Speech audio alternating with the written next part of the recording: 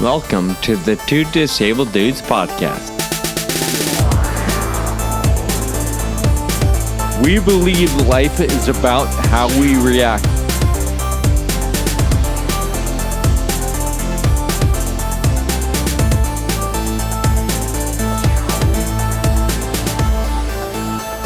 Hey, welcome back. This is Sean. Two Disabled Dudes podcast right here. We're so excited that you tuned in today. I've got Kyle also in Pennsylvania. Y'all know I'm in California, so we're just on the phone today. Hey, everybody. Kyle and I are both very excited. We've been looking forward to this particular podcast or this particular interview because the individual coming on shortly talks about mental health. And as most of you know, we just started barely scratching the surface somewhat recently with James Miller and a couple others. So we're going to dive a little deeper specifically into clinical OCD.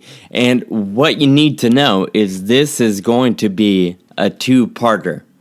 A two-part episode. So what you're going to get today is part one. And you should look for episode 74 coming out next week-ish, depending on when you're listening to this, for part two. Jeff Bell is an amazing individual. We'll talk about his personal story and experience with OCD today in part one. And then we'll get into part two next time, where we talk about his work and what he's doing to turn this adversity of his into some powerful what word am I looking for here, lessons. Kyle? Powerful lessons. Takeaways. Sure. Yeah, all of the above. But before we get into the interview with Jeff Bell, Kyle, you've been on the road quite a bit, so I can only imagine you've got a story for us today.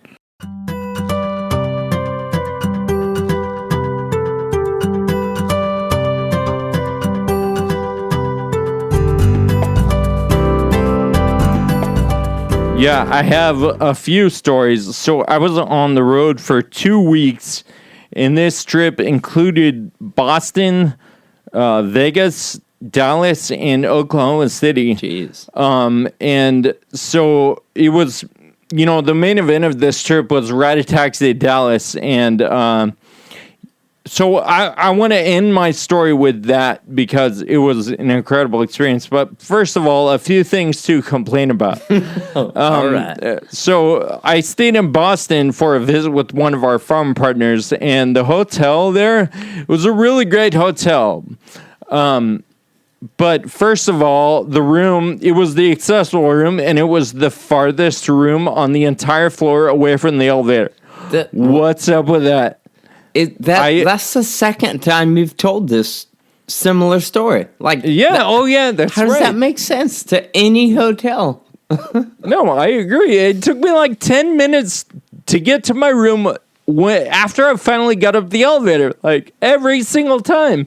And then you get there, and it's like, oh, my key doesn't work anymore. So you got to go all the way back down and so anyway. And most hotels, I'm assuming, have carpet in those corridors. And when you're pushing your wheelchair, that's not convenient. Yeah, no, it's like pushing through sand. Yeah. It's bad. But anyway, so the bathroom in the hotel, it was nice. However, and I want to see if you agree with this, a lot of hotels, they're like, oh, let's save some space and let's put in a sink that has no counter space. Literally zero counter space. Like all it is a bowl connected to the wall. There's nowhere to put your toiletry bag. I'm sorry, but who does not travel with their toiletry bag? Of course. And okay, fine, you could hang it. I personally don't have a hanging one, so maybe that's a solution. But come on, you can't put you can't even put your toothbrush down on the counter or whatever it is. Yeah, it's ridiculous. A comb, it annoys me to no end. Especially when you think about the guest staying there might be staying there for several days or weeks. Like it says in a guest bathroom that they might use it once or twice. They're living there. Right. For days on end. Yeah, so that's ridiculous. Yep. All right. And then, so I get to Vegas. Once again, my room is down. It's the Flamingo, and it's a huge, huge hotel. Mm-hmm. And the room is way down the hall. So, all right, again, I'm annoyed with that. So I check in, and I don't use credit cards anymore. I've weaned myself off of them, and because I'm trying to save money and whatever, like prepare myself for the future, right? Mm-hmm. So I don't use credit cards anymore. So I paid for my room with my debit card, and it's a little bit different because they're like, they want to make sure you have enough money, right? Sure. Like the credit card company usually guarantees that, but if they're doing a debit card, like it's not as guaranteed, right? So I had to pay for my whole thing up front, which fine. Like that's the way it goes, right? And so at first, it wouldn't even accept my card. Like they're like, "Oh, this didn't work." And actually, I think that was my fault. I didn't have enough money transferred in there, so I like went to my app. I transferred money in, and then it took my card. Okay, cool. So I go to my room. That was 2 a.m, by the way. Jeez. 1:30. Anyway, so 2 days later, I am sleeping. I went to bed at like 11:30. I'm sleeping. The phone rings at like 1:30 a.m. I'm like, what? And the phone is way across the room. So I'm like, I'm not getting out to get that. Somebody has the wrong number. Like, this is stupid. So I ignore it. Then half an hour later, somebody knocks on my door at 2 a.m. Kidding me. And I'm just like, what is going on? So I'm like, hello, who's there? Like, I didn't get out of bed. Hello, who's there? Front desk, we need payment for your room. I'm like, what? I'm like, the payment I made 2 days ago? I was there for 2 days. Okay. Even if it didn't go through, like, they've had 2 days, and there's lots of hours that are not nighttime, right? Like, that's a well-accepted thing. And they could have done it any time in those 2 days, but they decided to do it at 2 a.m. I'm like, can't we handle this in the morning? And the guy said, no, you got to come down right now. So I'm like, all right, fine. The quicker I do this, the quicker I can get to bed. So I go down and pay my thing, and everything's fine. That was just really annoying, and the Flamingo stinks. Not your yeah, that just seems ridiculous. Like, what? Let's say you were a transient individual, and at 2 a.m. when they're knocking on your door, you can't produce payment. Okay, so what are they gonna do? They kick you out. It's not like they're gonna flip the room real quick. Like between 2 a.m. and say, I don't know, 6 or 7 a.m., nothing's gonna change anyway. That's a really good point. Why don't they just wait till 6 a.m. and ask for your payment? Yeah, like, I can get up at 6. Like, you're sure that's a little bit early, but I'll do that. Not 2. Come on. Yeah. That's so. Yep. Anyway, so real quick, I do want to talk about Advocacy Dallas. Yeah. Because it was the first time in the history of Advocacy, which is about 10 years old now, the first time that we've ever had to cancel a ride due to weather. And you mean like last minute? Yeah, we were holding out trying to figure out if we could make it go, but we called it at about 5:30 a.m.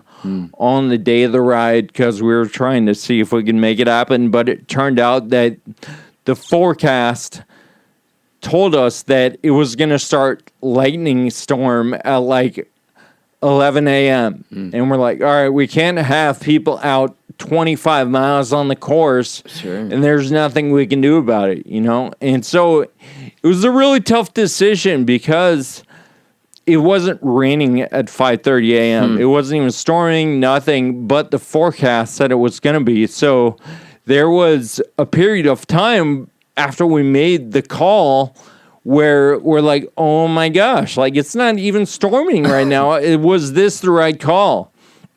And finally, at about 11 a.m., 10:30 or so, whatever it was, it started lightning and pouring, and it was the sweetest thing ever. Oh my gosh, I was so relieved that we actually did make the right call. Sure. I feel really bad that there's so many people that registered for the ride that didn't get to ride. But we're deeply discounting the registration for next year, and we'd really love to have everybody back because that's what makes the ride is people coming out, and so we really want to see everybody come out. But for the event, there was this church called the Singing Oaks Church of Christ in Denton, Texas, and they let us use their multi-purpose room. So Outback Steakhouse came in, we had the photo booth, we had the DJ, and it was a big party celebrating $185,000 of fundraising. Wow. And it was really amazing because there were literally people dancing in this place, like to the music. Cool. And it was such an amazing metaphor for how the FA community approaches this challenge. Dancing in a rainstorm, like it doesn't get any better than that. So anyway, I really appreciate the FA community. So just clarifying, what you all you did was cancel the actual cycling, but you guys still met, you still had food, and still hung out, and everybody got to meet and network and just enjoy a few hours of dancing. It sounds like. Yeah, and everyone was invited, even the people who are avid cyclists, every single person that, mostly was the FA community, but there were a few people who just came out to have a good time, and I really think they did. So. That's awesome.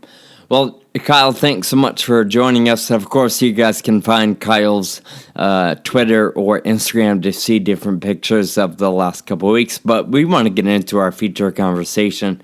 As I mentioned, this is a two-parter, so be sure to watch for episode 74. Jeff Bell joins us here in just a moment. Jeff is an incredible individual who has written a couple of books.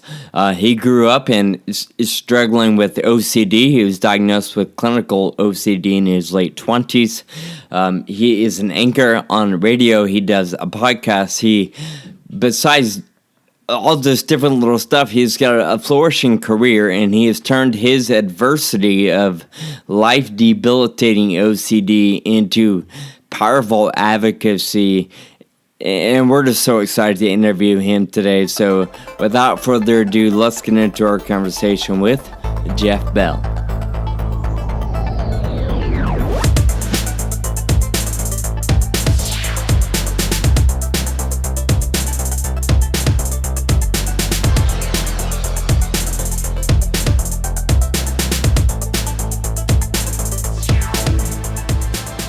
All right. Now, we wanted to get into an amazing conversation today. Actually, the conversation hasn't happened yet, so I'm not sure it's going to be amazing. I'm confident it will be. We're hoping. Yeah, but we've got an amazing guest on, and I've been looking forward to this one. Jeff Bell, not only has he written a couple books, but he does a radio show. He does a podcast sort of thing.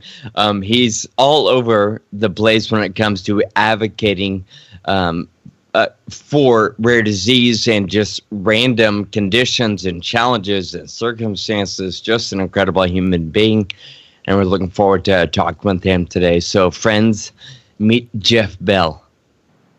Jeff, are you there? I'm here, and all right. No pressure, huh? As you say, this is going to be an amazing conversation.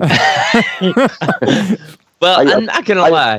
The confidence. Yeah, I'm not going to lie. One of the things I'm excited about, of course, not only your experience and your story, but I was telling Kyle, this guy's got the voice. He was born for radio. So if anything, he's going to make us look good. So you Well, could right. you could just go through the alphabet, Jeff, and it's going to be a great conversation. That's very kind of you to say. I used to take a lot of ribbing as a kid because I got a cold when I was about 12 years old, and no. I sounded like this at 12 years old.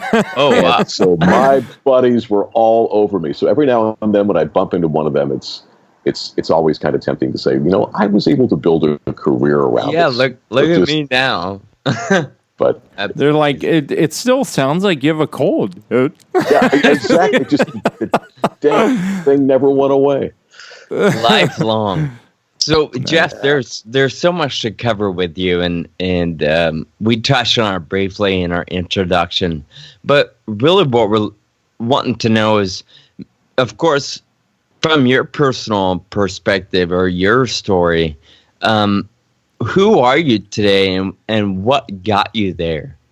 Oh, that's a great question. And you can go back as far as you want. Start wherever you want. I guess, who am I today? The short answer, as it pertains to this conversation, is I'm a guy that really believes in what I call adversity-driven advocacy, which is what you guys do, right? I mean, it's this whole notion that we are able to use our unique empathy, having been through a certain form of adversity, to be of service to other people, and in doing so, we derive a sense of purpose that fuels our own resilience. I mean, that's sort of the cycle that I've become really fascinated with over the years, and is sort of at the crux of all the work that I do today. How did I get there? Wow. Well, that was a long, circuitous journey that I never anticipated I would take. The short answer is I wound up taking a very long, again, circuitous path through the world of mental illness. I had childhood OCD. I was undiagnosed. We're going back a lot of years, more years than I care to confess on your show.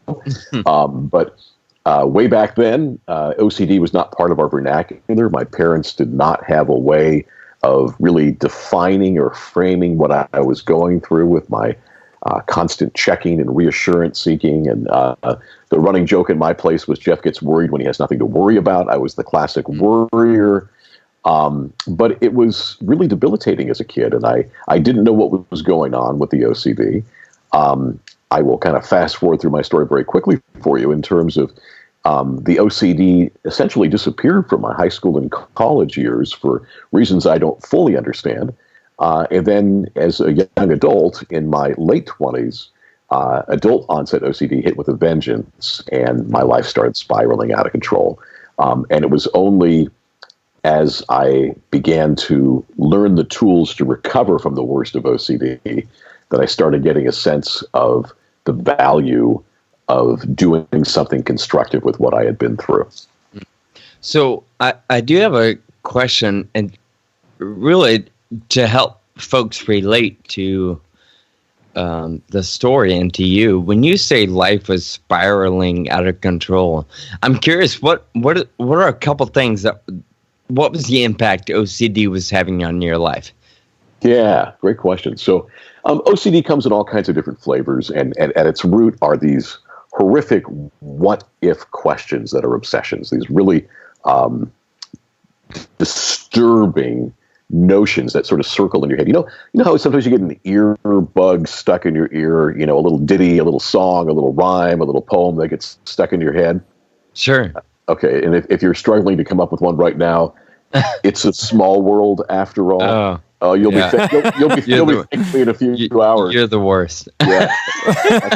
Now, I put that out there because I want you to think about that little ditty kind of swirling around your head, and replace those words with the most horrific what-if question you could ask yourself, and increase the volume 1,000-fold. And now you're getting a little taste of an OCD obsession. Something that a lot of people don't realize, and if you'll let me preach for just 1 minute, I'd like to do that. Absolutely. Please. The good news about OCD in 2019 is that it's part of our vernacular. People talk about OCD. It's part of the conversation. That was not the case when I started my journey with it, as an adult in my 20s. The bad news, though, is the term has really been misused in recent years. And so People will often say, my boyfriend is so OCD about cleaning his car. Yeah. It's sort of become a synonym for anal retentive or fastidious. And the preaching that I'm doing right now is that at every opportunity, I like to remind people that it's not a cute little quirk that is about being fastidious. For those with clinical OCD, we're talking about a neurological, often chronic, debilitating disorder that ruins lives. And because of what I described to you, that obsession in the head that just, because of brain wiring issues, becomes so overwhelming, people with OCD do all kinds of nonsensical things trying to rid themselves of that obsession. So if the obsession is, oh my gosh, my hands aren't clean, the obvious quote unquote compulsion in response to that is to go scrub the hands, right? And it's this vicious cycle because that initially will make someone feel a little bit better. And so they reinforce for themselves that, oh gosh, last time I felt my hands were dirty, I scrubbed and I felt better. The problem is it's the dog chasing its tail. There's no end to that cycle. And so when I said that life started spiraling out of control for me, I developed those obsessions, those what-if questions. And for me, they were always based on this root obsession, if you will. What if, ... somehow, through my negligence, I unknowingly harmed or might harm someone or something. It's a pretty common subset of OCD. It's called harm OCD. Sometimes it's called hit and run OCD. And the notion is that we can never quite convince ourselves that we're not harming everybody in our worlds. That is one of so many different flavors. A lot of people have a more traditional contamination fear where they're concerned that what if I can't get my hands clean? What if I catch this disease or that disease? There are, a myriad forms of OCD and the way it presents itself with obsessions. But for me, my root obsession was I was going to harm other people around me inadvertently and unknowingly. So I started developing all these checking patterns to make sure that wasn't the case. And the one that became... I'm sorry, go ahead. No, please. I thought maybe you stopped. You're good. No, I was going to say the one that became so debilitating for me was driving. Because for folks who have my flavor of OCD, the single greatest opportunity that we have every day to cause mass harm and havoc in our worlds is when we're driving this car around, right? Because we can do all kinds of horrible things inadvertently, unknowingly. So I fell into this classic trap that every time I drove over a pothole, I convinced myself that maybe I just run somebody over. And the thing that you need to know about OCD is that those of us who battle this disorder are acutely and painfully aware of how nonsensical the thoughts are and our reactions to them are. This is why a lot of us develop depression, because there's something extremely depressing about watching oneself behave in a manner that even that even we know is nonsensical. So the ultimate irony for me to pull this full circle here for you in terms of that spiraling out of control is in those days, in my late 20s, early 30s, I was working as a street reporter for a news station. And my job was to drive the news van to the scene of these breaking news stories, and then tell the Bay Area what was going on, a flood, a fire, a robbery, whatever the case might be. The reporting was the easy part. Getting there with the news van was the hard part because unbeknownst to my listeners, unbeknownst to my bosses, I was driving the damn news van in circles because every time I'd hit a pothole, I'd go back and see if there was actually a body in the road over and over and over again. So I lived this incredibly elaborate double life, and that really started taking its toll on me. Did that have an impact on the career or the job in terms of, I'm curious, did it, maybe relationships or your job, did it hold you back? Obviously, we know there was a tug of war in your own life or in your own mind. Yep. Did that have an external impact on what was going on in your career or relationships or anything related? Yeah, absolutely. On all fronts. On the relationship front, I went undiagnosed and then misdiagnosed for a bunch of years, and my poor wife had no idea what was going on either, and I couldn't explain things, and so part of the cycle became reassurance seeking, and I would call my poor wife 10 times a day and check on various things to make sure that I hadn't harmed someone or that I wasn't putting other people in harm. And so she became part of the process, and that's really tough on a relationship. On the work front, as I described, it became very debilitating to drive, and that was part of my job. So unbeknownst to my bosses, for quite a stretch there, I started taking the news van out of the garage, parking it around the corner, and taking taxi cabs to breaking news stories. Now, you want to see an interesting look on a cabbie's face. Tell them, hey, I'd like you to drive me to the triple homicide in Oakland. You can stay in the car, but I've got to go report on it. And needless to say, that was not an efficient or a cost-effective way of doing my job. I didn't confess that to my boss until, probably 10 or 15 years after the fact. And he just thought it was the funniest thing in the world when I kind of shared that with him.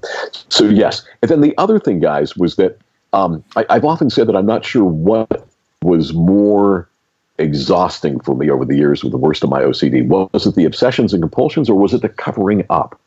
I did a lot of covering up, a lot of lying, a lot of storytelling in terms of trying to prevent the rest of the world from seeing what I was going through. I never would have imagined I was going to talk openly about this.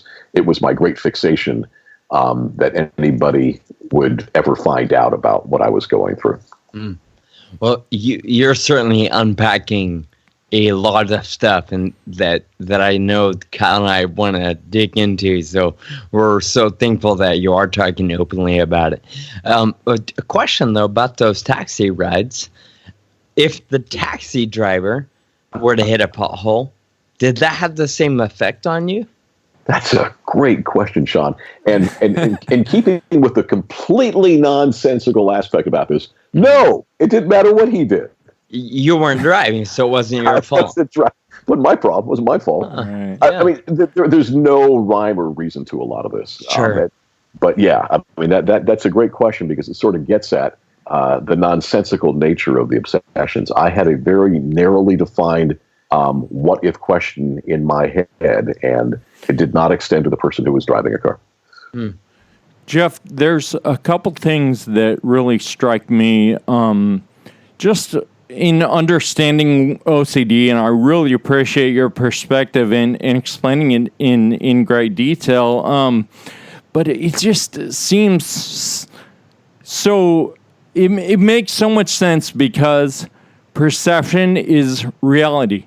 Like whatever we think, a lot of times that's what it really is, and that, or at least that's what it feels like it is, right? Yeah. And so I can imagine that, like, okay, fine, you're perceiving this, and in your mind, it's so real. And that's kind of what I'm thinking, as you're describing OCD. And Kyle, I'm so glad you put that out there because that's a really important part of this story in terms of understanding OCD. OCD is a neurological brain disorder.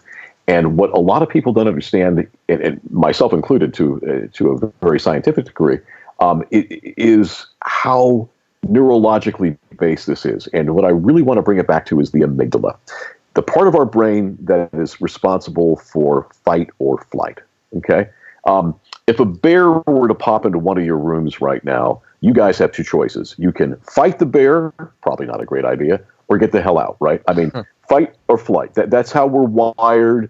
That served our ancestors really well when they were in caves and the woolly mammoth showed up and they had to make a decision really quickly. We still have that brain wiring, and that fight or flight response serves us well to this day. I mean, obviously there are things far short in terms of danger of a bear popping into the room that we deal with because we are trained to either fight that particular challenge or flee it. Here's a reality. It doesn't matter what triggers the amygdala. Once it is triggered, if we think about the neurological response from the amygdala, it is the same whether it was triggered by an actual bear popping into the room or a nonsensical thought that triggered the amygdala. So where I'm going with all that, Kyle, is to your point about it feeling very real. The chemical response in my brain to a ridiculous what-if question, once my amygdala is triggered, is the same. And so what happens is there's a concept called emotional reasoning, and we work backwards from the emotion. This feels very real, therefore it must, in fact, be a real threat. Does that make sense? Absolutely. Yeah. And so that is what fuels this vicious cycle over and over and over again. That makes sense. So, you mentioned that you know how ridiculous it is, and that weighs on you as well. Yes. So, and you also mentioned that you went years without an accurate diagnosis. Yes. Was that the first step in taking control back? Was getting an accurate diagnosis and being like, you know what, this is not my fault. This is a thing that's just happening in my body. 100%. So I had been misdiagnosed twice. And to be fair, this is going back a bunch of years before much of the mental health world had caught up professionally to understanding anxiety disorders. And my very first encounter with a psychologist ended in him telling me that I had a fear of success. And I thought, as psychiatric hangups go, that sounds like a pretty noble one. So I went with that for a while. Of course, it was not at all accurate. And then I saw a traditional psychotherapist who I dubbed in my book, Doctor, How Does That Make You Feel? Because regardless of what I said, she would sort of compassionately lean across the table and say, well, how does that make you feel? And I have nothing against psychotherapy, but when it comes to OCD treatment, it is not the gold standard. And I can talk a little bit more about that in a minute. But ultimately what happened was my inner investigative reporter, if you will, took over, and I started investigating my own story.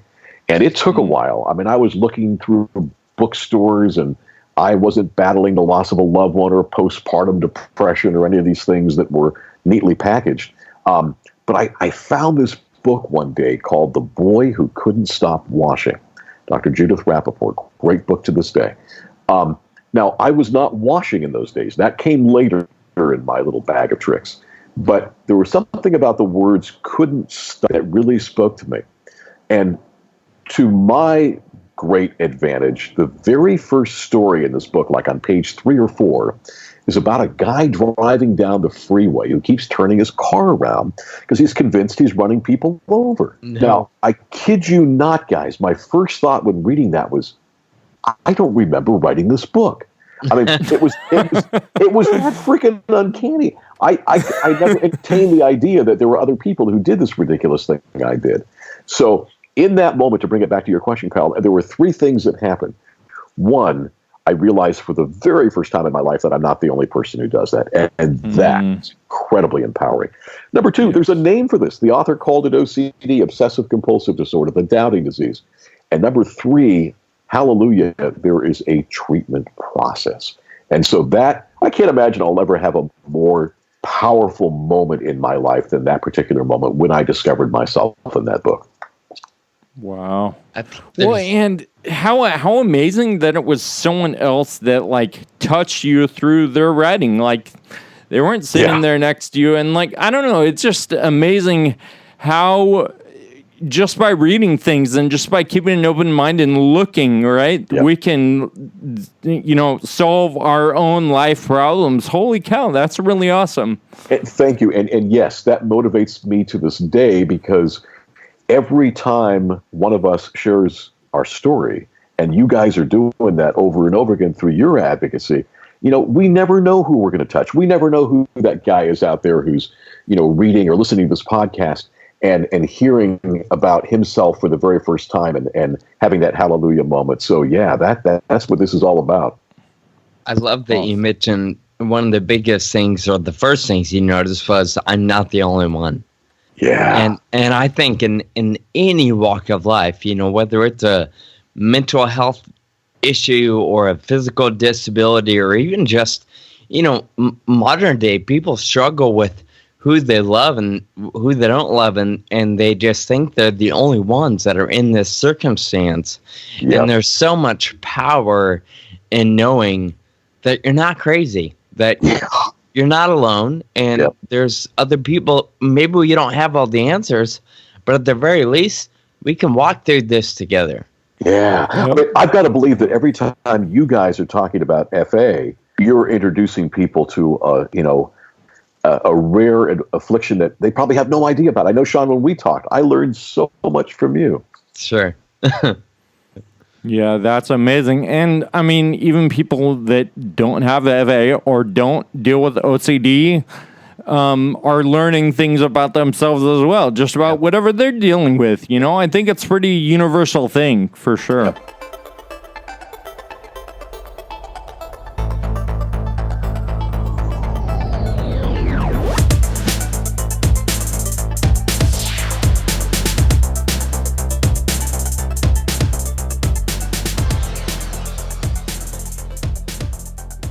All right, we certainly hope you're enjoying this conversation. Again, our guest is Jeff Bell, and this is a two-part episode, so be sure to watch for episode 74. Tune in. What you just heard really was a lot of Jeff's personal experience with clinical OCD, and in episode 74, we're going to hear more about the work he's doing today to help spread awareness and encourage advocacy in the midst of adversity. So be sure to watch for episode 74, where we will continue this conversation. Thank you for listening to the Two Disabled Dudes podcast. Find us online at twodisableddudes.com and please subscribe on the iTunes. Connect with us on Facebook, Twitter, and Instagram. And special thanks to our audio producer, Jake Tompkins. Until next time, keep living with urgency.